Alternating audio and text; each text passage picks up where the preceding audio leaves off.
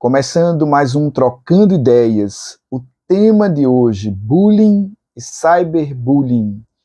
Que tema, que desafio tratar sobre essas questões de violência quando nós pensamos em crianças e adolescentes. Mas antes de eu começar a falar sobre esse assunto, eu queria pedir a vocês que se inscrevessem no canal, compartilhassem o vídeo caso vocês gostassem, curtissem o vídeo e tocassem o sininho para que vocês fiquem sendo avisados e avisadas todas as vezes em que nós entrarmos no ar. Lembrando que o Trocando Ideias comumente entra no ar às sextas-feiras, às 20 horas. E eu queria pedir a vocês que mandassem sugestões de temas, que mandassem perguntas. Eu posso ler as perguntas de vocês aqui no ar e respondê-las. Então, esse programa eu estou apresentando, mas ele não é meu, ele é nosso. E eu quero que ele chegue ao maior número de pessoas possível. E eu conto com vocês para que a gente possa transformar o Trocando Ideias num programa visto, discutido e analisado, tá bom? E compartilhado, e gostado, e curtido. Então, hoje eu vou tratar sobre bullying e cyberbullying. Fica aqui comigo e vamos conversar sobre isso.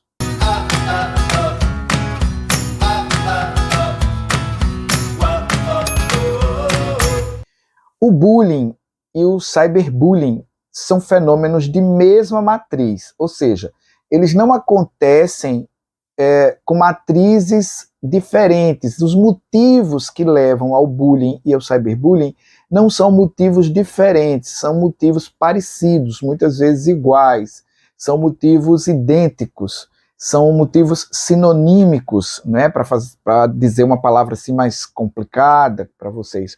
No entanto, não são a mesma coisa. Uma coisa é o bullying, outra coisa é o cyberbullying. São coisas diferentes, não são as mesmas coisas. O bullying é um fenômeno que acontece fisicamente, face a face.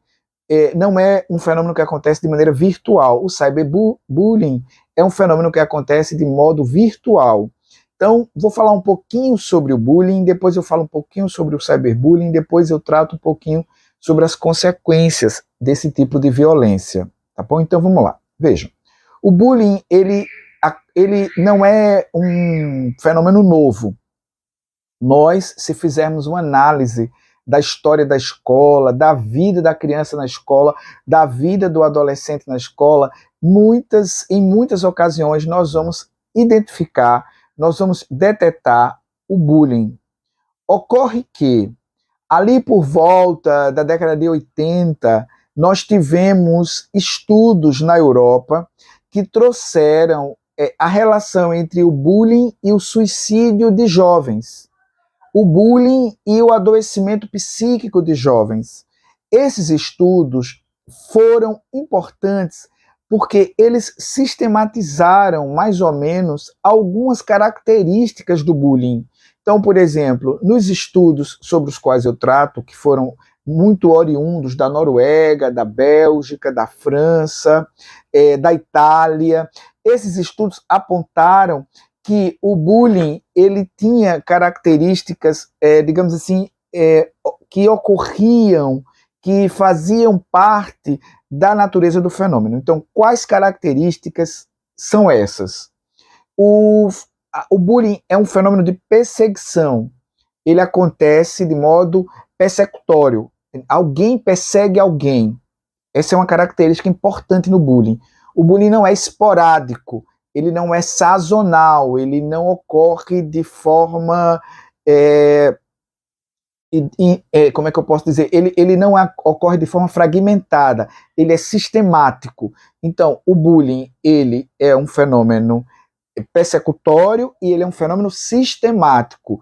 O que quer dizer isso? Quer dizer que ele ocorre com frequência, com repetições. O bullying ele ocorre com repetições. Então ele é um fenômeno da perseguição, mas é uma perseguição repetida. Não é uma perseguição que acontece uma vez por ano, uma vez no mês, uma vez na semana. Não, ele é persecutório e ele é repetitivo. Então o bullying ele é repetitivo. Você vai ver que tanto os autores, as autoras do bullying, quanto as vítimas e as testemunhas se envolvem num fenômeno de frequência, de intensa frequência, não é? Ele é muito frequente. Então, ele é persecutório, ele é sistemático. Uma outra característica importante no bullying também é que ele ocorre geralmente de pessoas que têm mais força contra pessoas que têm menos força. Então, geralmente, de modo geral, o bullying é de grupo para indivíduo, nunca é de indivíduo para indivíduo, é de grupo para indivíduo. É sempre alguém que está em posição de maior fortalecimento e alguém que está em posição de menor fortalecimento. Então, assim, a pessoa que é vítima do bullying, por exemplo, ela geralmente não consegue dizer a razão pela qual ela está sendo perseguida. É uma outra característica. O bullying ele pode acontecer de modo direto e de modo indireto. Ele pode ser direto quando o ataque é desferido de forma direta para a vítima, ou ele pode ser de modo indireto quando o ataque ele é insinuado, ele não alcança a vítima de modo que a vítima se perceba imediatamente atacada. Então você pode atacar uma pessoa de modo direto, sim, como por exemplo, desferir uma violência física, um xingamento, mas pode ser de modo indireto, como por exemplo, insinuar algo, espalhar algo, tentar desmoralizar uma pessoa, né? Então é comum que entre meninas o bullying indireto seja mais frequente. E esse bullying indireto, ele é mais bullying no campo da moralidade.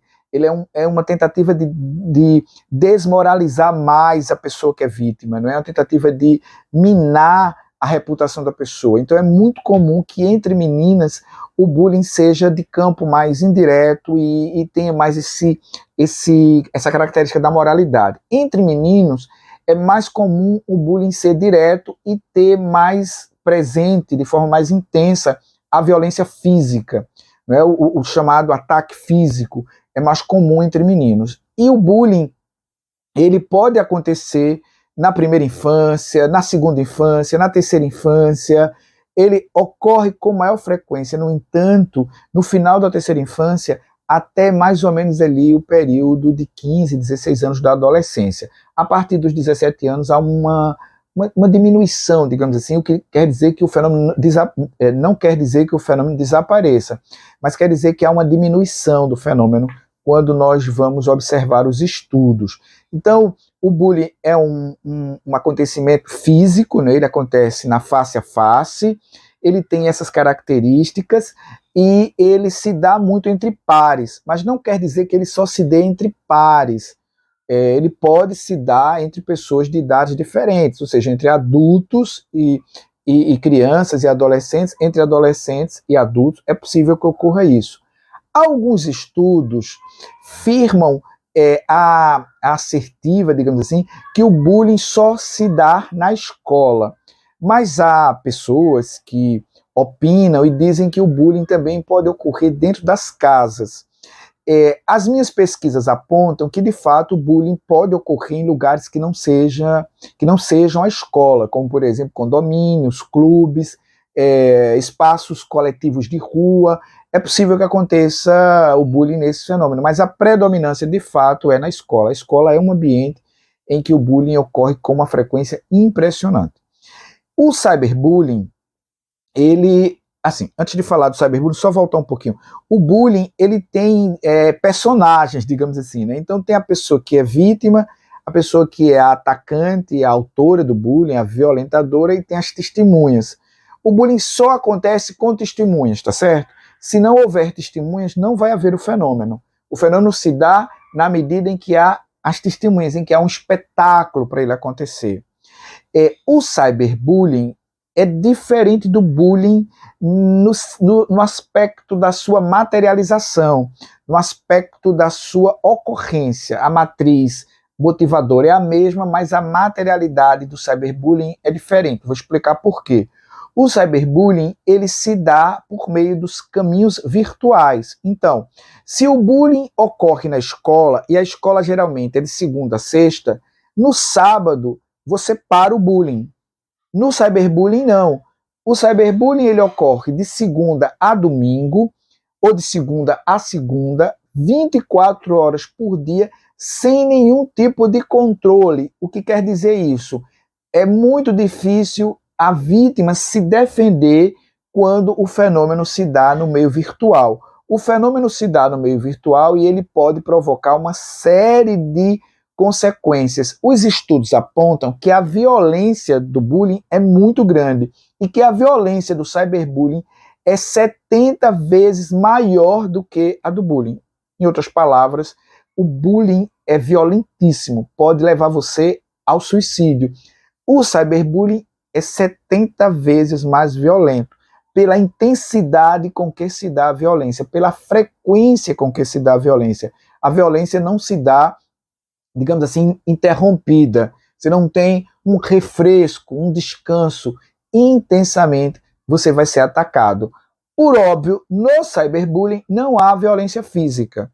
No cyberbullying vai ter o xingamento, a desmoralização, a violência moral. O cyberbullying pode e geralmente acontece utilizando imagens, e os atacantes do cyberbullying podem ser pessoas conhecidas, pessoas que você conhece fisicamente, e podem ser pessoas desconhecidas, pessoas que você ignora. Mas tanto no bullying quanto no cyberbullying tem plateia. A plateia do cyberbullying é muito maior, ela é muito mais ampla e ela pode ser transnacional, ela pode ser transcultural. É uma plateia que você não tem nenhum controle sobre. Então, as consequências psicológicas para uma vítima ou para alguém que se envolveu com bullying, tanto de vítimas quanto de autores, como de testemunhas, são terríveis. Alguns estudos apontam que é possível você ter consequências traumáticas, desenvolver psicopatologias, desenvolver comportamentos autodestrutivos até 5 anos depois que o bullying termina. Obviamente, essas pesquisas estão muito ligadas à área de medicina, à área de enfermagem, mas pesquisas no campo da psicologia, pesquisas no campo da educação também apontam que os 5 anos são, digamos assim, estimativas, porque quando nós vamos ouvir as pessoas nos consultórios, quando nós vamos ouvir as pessoas que foram vítimas de bullying ou que se envolveram com bullying, essa experiência negativa da vida se prolonga por muitos e muitos anos, podendo gerar uma série de consequências que estão tanto no campo do comportamento autodestrutivo quanto no campo da psicopatologia. Vocês observam que quase todas essas pessoas que atacaram as escolas no Brasil e nos Estados Unidos, se você fizer uma rápida análise das biografias dessas pessoas, você vai identificar que quase todas, de algum modo, tiveram experiência ou com bullying ou com cyberbullying. Aqui no Brasil, existe lei para você enfrentar essa violência terrível que é o bullying e o cyberbullying. A lei foi assinada em 2015 pela presidente Dilma. O número da lei é 13.185. É uma lei que enfrenta essa discussão. Seria tão interessante se vocês conhecessem a lei, se vocês lessem a lei, se vocês cobrassem nos seus municípios, nos seus estados, nas entidades federativas, na federação como um todo, que essa lei fosse posta em prática nas escolas, formação de professores, programas intensos e contínuos de enfrentamento ao bullying e ao cyberbullying. Então, queria pedir a vocês que não dormissem no ponto, ou seja, vocês não ficassem negligenciando ou fazendo de conta que isso não pode acontecer dentro da casa de vocês, ou com as crianças de vocês, ou com quem vocês conhecem, com os adolescentes. Pode acontecer, frequentemente acontece, e é muito importante que a gente tenha a escuta atenta, o coração aberto para ouvir crianças e adolescentes, porque quando o bullying está em ação, o cyberbullying está em ação, é provável também que crianças e adolescentes se recolham, não consigam denunciar, não consigam falar sobre o que passa com elas. Então eu queria pedir a vocês que pensassem sobre essa temática, uma temática muito importante. Certamente nós vamos voltar a ela. O bullying e o cyberbullying são 2 elementos, 2 fatores de risco para os comportamentos autodestrutivos e também para o desenvolvimento das psicopatologias em crianças e adolescentes, tá bom? Então, conto com vocês para divulgarem, compartilharem, mandem perguntas, mandem observações, Eu quero interagir com vocês, trocar ideia com vocês. Conto com vocês para que esse programa cada vez mais cresça e a gente possa ampliar as discussões e possa ampliar também as repercussões. Muito obrigado e fique sempre aqui comigo no Trocando Ideias. Você pode se inscrever no canal. Você deve se inscrever no canal, obviamente, se quiser compartilhar, curtir, tocar o sininho. Você pode mandar mensagem para mim por meio desse e-mail que está aqui na descrição e nós vamos trocando ideias. Também pode se comunicar comigo pelo DM lá do direct, né? O direct do Instagram. Eu estou aqui à disposição para a gente manter esse contato, tá bom? Fica conosco aqui no Trocando Ideias. Obrigado.